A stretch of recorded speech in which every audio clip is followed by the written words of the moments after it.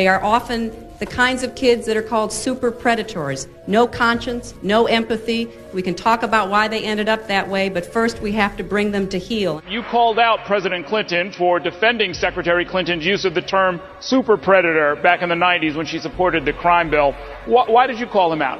Because it was a racist term and everybody knew it was a racist term. No conscience. It's a very well thought out crime bill that is both smart and tough.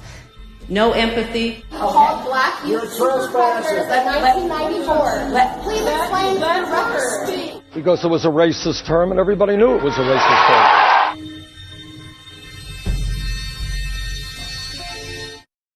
term. Askari, Lumumba 2025, Black History Month, Greensville Correctional. So today I want to focus on part 3, parole justice in Virginia, on the impact of truth and sentencing on parole in Virginia.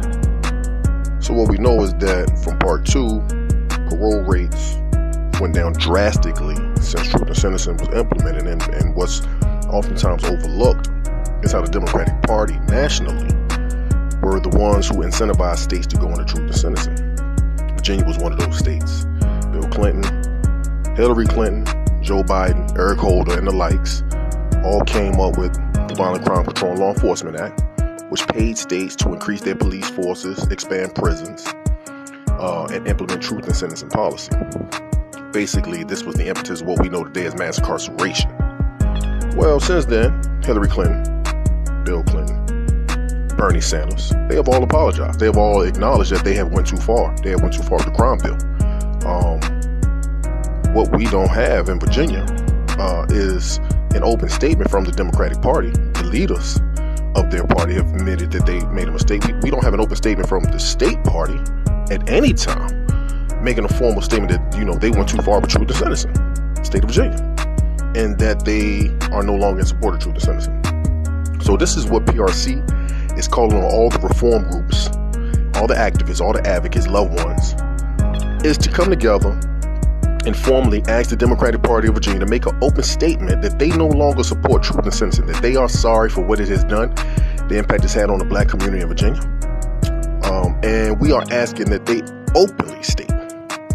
We want to go to the Democratic chairwoman for the state, Miss Susan Swecker. We want Don Scott. We want Louise Lucas. We want the leaders of the Democratic Party to let us know that they no longer support truth and sentencing. We're asking you all to join PRC in this effort. Askari, Lumumba 2025, Black History Month. Now, earlier this year, a South Carolina voter told your daughter, Chelsea, quote, "I think a lot of African Americans want to hear, you know what, we made a mistake." Chelsea said she's heard you apologize, but went on to say that if the voter hadn't heard it, then, quote, it's clearly insufficient. Do you regret your advocacy for the crime bill?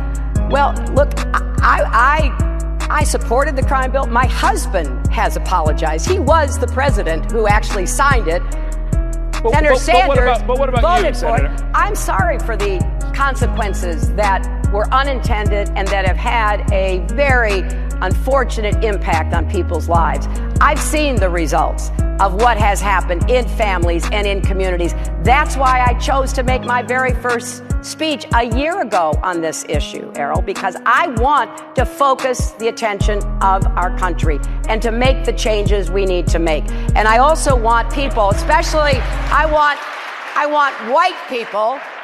white people to recognize that there is systemic racism. It's also in employment, it's in housing, but it is in the criminal justice system as well.